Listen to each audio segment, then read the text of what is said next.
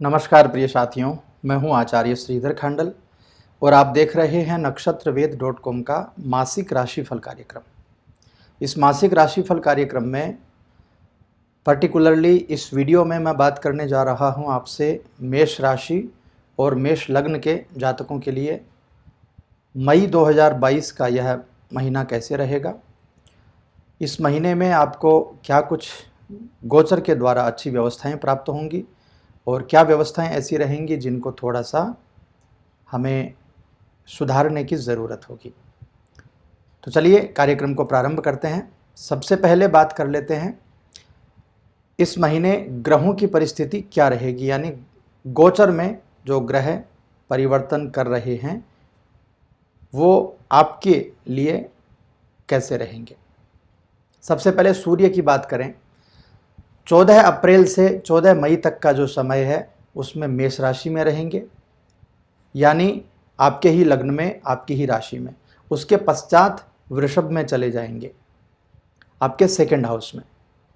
मंगल 1 से 17 मई तक मीन में और उसके बाद में मेष में आ जाएंगे, यानी 17 मई तक का जो समय है वो आपके द्वादश भाव में मंगल रहेंगे और 17 मई के बाद का जो समय है वो आपके लग्न में रहेंगे।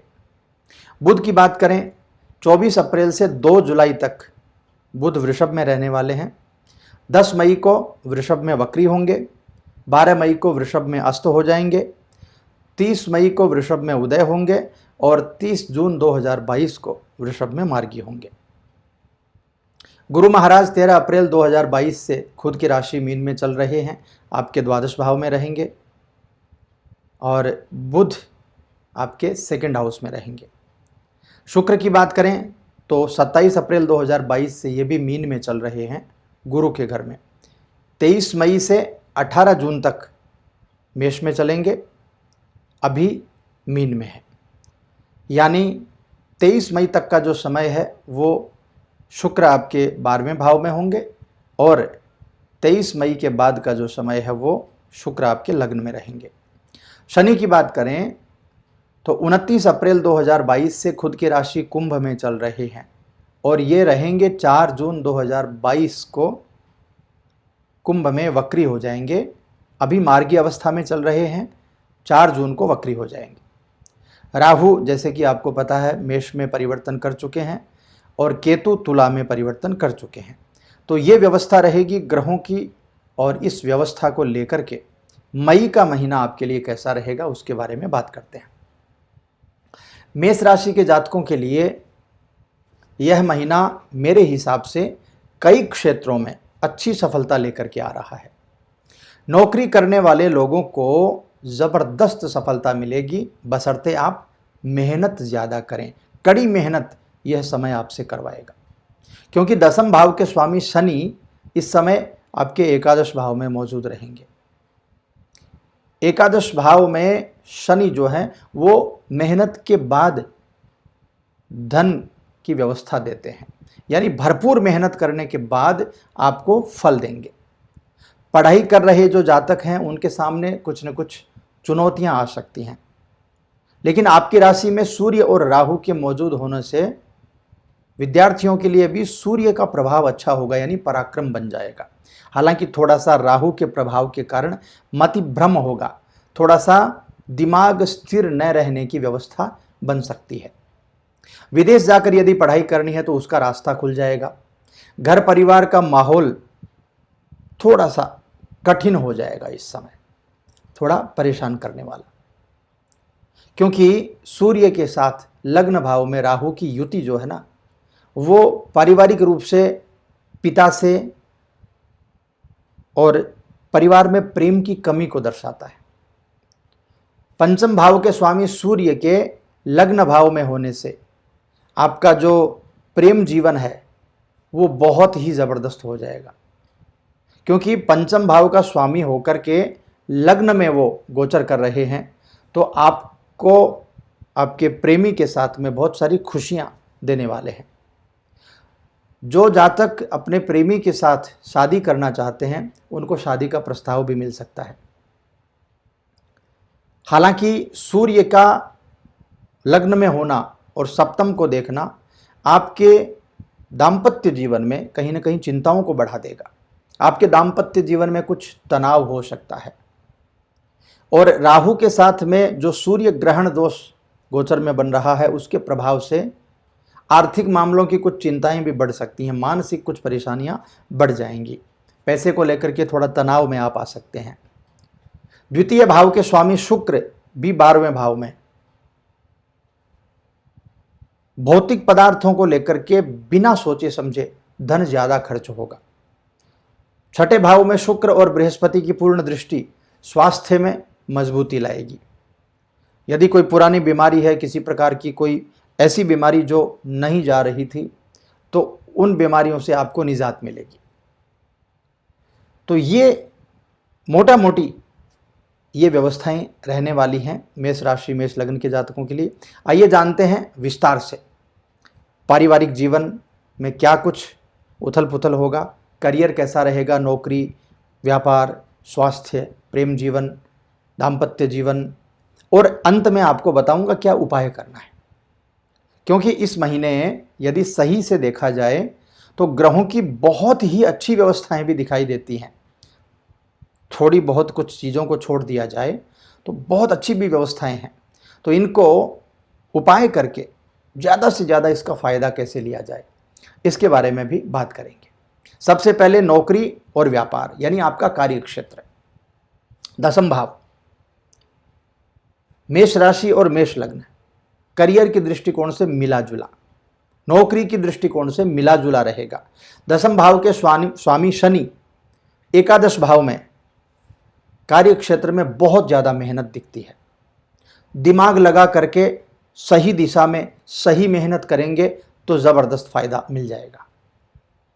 लग्न भाव में सूर्य और राहु का मौजूद होना कहीं ना कहीं मति भ्रम दिखाता है। अपने ही बॉस से झगड़ा कर लेना, अपने साथ में काम करने वालों से झगड़ा कर लेना, कोई विवाद हो जाना, इस तरह की चीज़ें भी दिखाता है। इसलिए जो लोग दिमाग के गर्म हैं उनको थोड़ा सा ध्यान रखने की ज़रूरत है।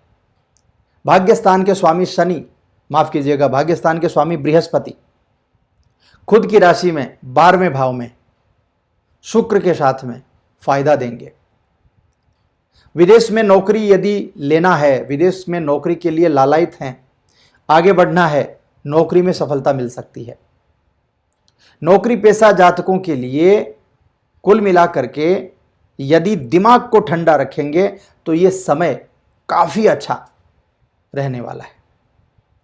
महीने के उत्तरार्ध की बात करें तो सरकारी क्षेत्र में जो विद्यार्थी जाना चाहते हैं, सरकारी नौकरी के लिए जो विद्यार्थी प्रयासरत हैं, वो आगे बढ़ सकते हैं, उनको नौकरी मिल सकती है। क्योंकि सेकंड हाउस में सूर्य पहुंच जाएंगे, प्रमोशन के योग बन जाएंगे, धन ज़्यादा आने लगेगा। ये बात थी नौकरी वालों के लिए। जो लोग कारोबार कर रहे हैं, व्यापार कर रहे हैं, उनके लिए बहुत ही बेस्ट समय रहेगा। ये भाग्य का साथ मिलेगा, यात्राएं बहुत सारी होंगी, और जो यात्राएं आप करेंगे उन यात्राओं से लाभ भी आपको मिलेगा, सफलता मिलेगी आपके व्यापार में। बहुत महत्वपूर्ण लोगों से आपकी मुलाकात होगी, आपके ऐसे संपर्क बनेंगे जिसके द्वारा फाइनेंशियल प्रॉब्लम्स भी आपकी सही हो जाएंगी। आपके व्यापार में यदि ग्रोथ करने के लिए फाइनेंस की प्रॉब्लम है तो वो ठीक हो जाएगी। निवेश करने के लिए, इन्वेस्टमेंट करने के लिए व्यक्ति आपको मिल जाएगा, कोई पार्टनर मिल जाएगा, या बैंक से कुछ व्यवस्थाएं आपकी बन जाएंगी। कुल मिलाकर के कहूं तो नौकरी वालों को थोड़ा सा सोच करके आगे बढ़ना है, और व्यापार वाले बूम करके आगे बढ़ें, बहुत सारी मेहनत करें, जान डाल दें अपने काम में, आपको ज़रूर सफलता मिलेगी। बस एक ही शर्त है मेरी कि आपकी कुंडली में भी अच्छा समय होना चाहिए। अब चलते हैं, आगे बढ़ते हैं, बात करते हैं आर्थिक जीवन कैसा रहेगा। जब नौकरी और व्यापार की ऐसी स्थिति है तो फाइनेंशियल क्या पोजीशन आपकी रहेगी। आर्थिक तौर पर यह महीना मुझे बहुत बहुत अनुकूल दिखाई देता है। महीने की शुरुआत में द्वितीय भाव के स्वामी शुक्र 12वें भाव में रहेंगे तो खर्चा बढ़ा सकते हैं। भौतिक पदार्थों के प्रति गाड़ी खरीद लें, फर्नीचर चेंज कर लें, रेनोवेशन कर लें, डेकोरेशन कर लें, अपने ऊपर कुछ खर्च कर सकते हैं। तो जमा किया हुआ जो धन है वो पैसा, वो धन फिजूल में खर्च होता हुआ नजर आ सकता है। आपको इस बात का ध्यान रखना है। महीने के उत्तरार्ध में जब आप पूर्वार्ध में बहुत सारा पैसा खर्च कर देंगे तो उत्तरार्ध में धन की कमी भी आपको दिखाई देगी, किंतु कोई चिंता की बात नहीं है, आमदनी भी बढ़ती हुई नजर आएगी। कारोबार और व्यापार से जबरदस्त इनकम के चांसेस रहेंगे। आपका व्यापार धीरे धीरे ग्रोथ करता हुआ दिखाई देगा और धन का आगमन भी उसी हिसाब से होता रहेगा। कारोबार के विस्तार के बारे में यदि सोच रहे हैं तो भी आपको इन्वेस्टमेंट के लिए बहुत सारा पैसा मिल सकता है। नई योजना, नया निर्णय, काम शुरू कीजिए, सफलता जरूर मिलेगी। व्यापार में जो लोग कुछ चेंज करने का सोच रहे हैं, यदि अच्छी योजना बना करके आगे बढ़ेंगे तो इस समय ग्रहों का साथ आपको जरूर मिलेगा। बस मेरी सलाह आपको इतनी है कि यदि कोई बड़ा इन्वेस्टमेंट करना है तो सोच समझ करके आगे बढ़िएगा। एक बार आपकी कुंडली का प्रिडिक्शन, आपकी कुंडली का विश्लेषण आप जरूर करवा लीजिएगा। नौकरी पेशा जातकों के लिए जीवन में प्रमोशन दिखाई देगा, लेकिन उसके लिए बहुत ज्यादा शनिदेव आपसे मेहनत करवाएंगे। महीने के उत्तरार्ध की बात करें तो सूर्य द्वितीय भाव में गोचर करने लगेंगे। अचानक धन प्राप्ति का योग बनेगा। पैसा जो अटका हुआ है वो भी आने का योग बनेगा। 11वें भाव में मंगल और शनि की युति रहेगी। सरकारी क्षेत्र से भी लाभ मिलने के योग आपको बन जाएंगे। व्यापारी वर्ग को तो मैं ये कहूंगा कि जबरदस्त समय है भाई। आप एक सेकंड मत गंवाइए। जितनी यात्राएं करनी है, जितनी भागदौड़ करनी है, जो कुछ करना है आप जरूर कीजिए। यह महीना आपकी उम्मीद पे खरा उतरने वाला है। चलिए आगे बढ़ते हैं, बात करते हैं आपके स्वास्थ्य की, क्योंकि आप जब इतनी भागदौड़ करेंगे तो स्वास्थ्य को भी देखना जरूरी है। स्वास्थ्य के दृष्टिकोण से भी मुझे यह महीना बहुत अच्छा दिखाई दे रहा है। पुराने जो रोग हैं उनमें आराम मिल सकता है। हाँ, सेहत को लेकर के छोटी मोटी परेशानियां जो सदा ही रहती हैं वो परेशानियां भी इस समय दिख रही हैं, किंतु बड़ी परेशानी का हल इस समय आपको मिल जाएगा। छठे भाव के स्वामी बुध द्वितीय भाव में, छठे भाव पर शुक्र और बृहस्पति की पूर्ण दृष्टि स्वास्थ्य की मजबूती को दिखाती है। यदि परिवार में भी कोई व्यक्ति, कोई बड़ा बुजुर्ग व्यक्ति बीमार है तो उसके स्वास्थ्य में भी आपको सुधार नजर आएगा। और महीने के अंतिम समय की यदि बात करें तो माताजी के स्वास्थ्य को लेकर के कुछ परेशानियां हो सकती हैं, थोड़ा सा ध्यान रखिएगा। आपको मेरी एक सलाह भी है, लंबी यात्राएं यदि करें ना तो खाने पीने का बहुत ध्यान रखिएगा, स्वास्थ्य का ध्यान रखिएगा।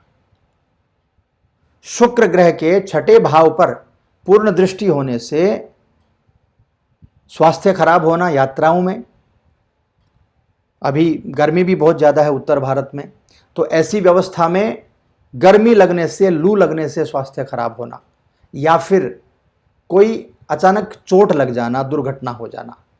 तो खान पान का ध्यान रखिए, यात्रा में बहुत सचेत रहिए, दिनचर्या अच्छी रखिए, उल्टा सीधा भोजन मत करिए, स्वास्थ्य के ऊपर बुरा असर पड़ेगा।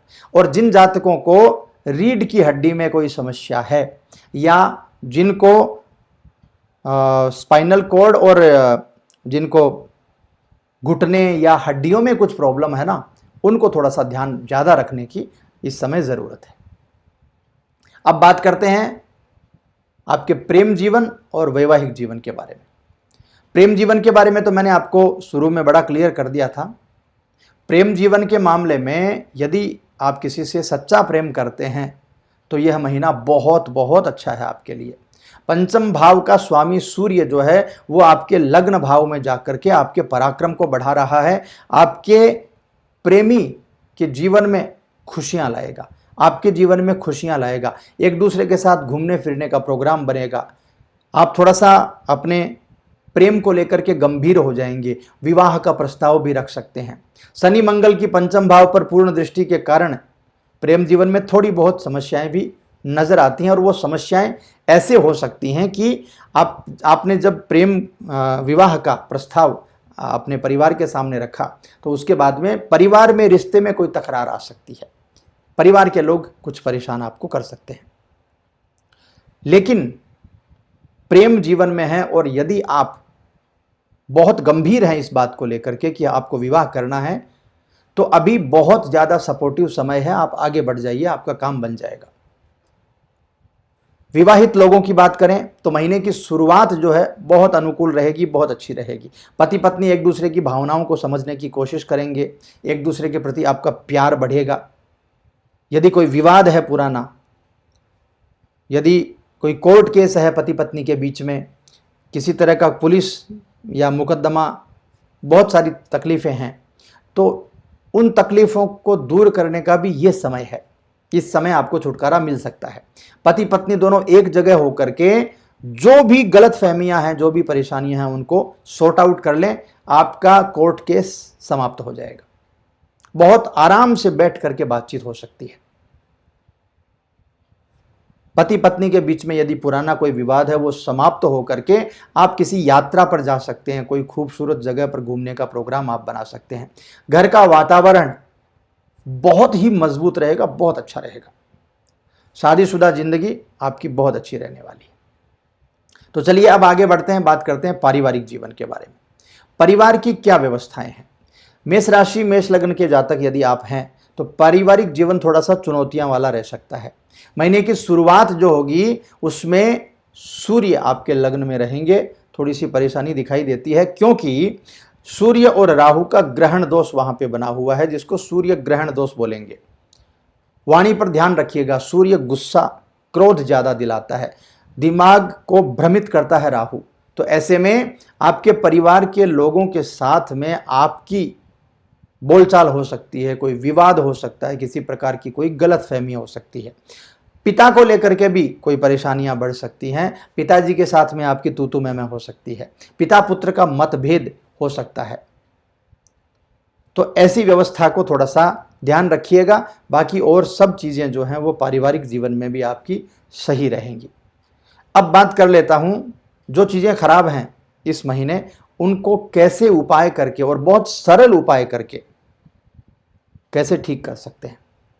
सबसे पहला उपाय करना है, आपके जो भी इष्ट देव हैं या इष्ट देवी हैं उनकी पूजा आपको निरंतर करनी है। यानी इष्ट देवता को आपको जरूर मनाना है। आपके जो भी इष्ट देव हों उनकी पूजा इस महीने मन लगा करके जरूर करिए।